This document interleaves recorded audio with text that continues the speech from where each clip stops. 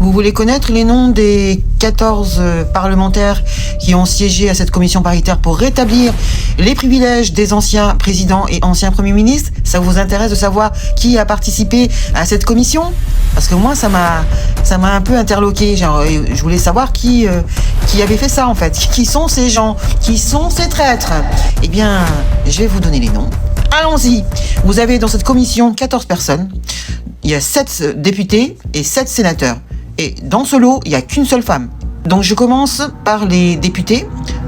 Alors, nous avons Éric Coquerel du LFI, Philippe Brun du PS, David Amiel du EPR, Philippe Juvin du LR.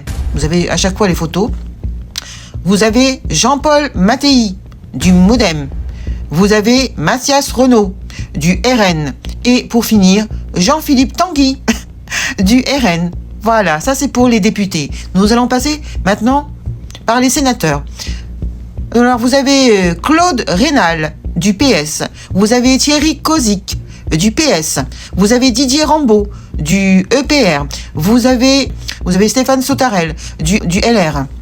Vous avez aussi Jean-François Husson du LR. Et vous avez la fameuse femme Christine Lavarde du LR. Et pour finir, nous avons Vincent Capo-Canella du UDI. Voilà les personnes qui ne veulent pas que l'on réduise les privilèges ou qu'on les supprime tout bonnement, alors qu'il y a eu un amendement au Sénat et que ça avait été voté favorablement. Voter une deuxième fois à l'Assemblée nationale avec ces gens-là qui ont dit non, faut garder les privilèges. Hein, je parle de privilèges en nature. Hein.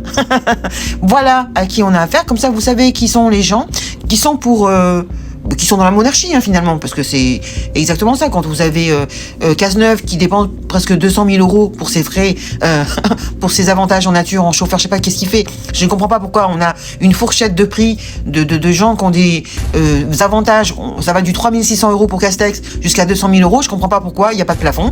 Mais c'est normal pour eux. C'est des gens qui font partie de la monarchie, je ne sais pas. Donc quand ils viendront vous raconter des quenouilles, des conneries à la télé en disant oui, je ne trouve pas ça normal, qu'on s'occupe pas du peuple, on est avec le peuple, tout ça c'est des conneries, vous voyez bien, tous ces gens-là ne sont pas pour le peuple, d'accord? On est d'accord avec ça? Moi c'est ce que je vois, hein, c'est incroyable cette histoire.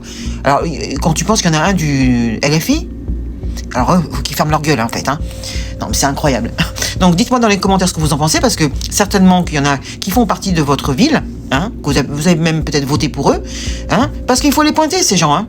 Bon, dites-moi dans les commentaires ce que vous en pensez. Moi je trouve ça d'une tristesse. Il n'y a aucun qui est pour le peuple. Aucun. C'est pas possible. Par contre, je ne sais pas qui a choisi, ou ça a été un tirage au sort, je ne sais pas comment ça s'est passé. Est-ce que c'est le président qui choisit? Je ne sais pas.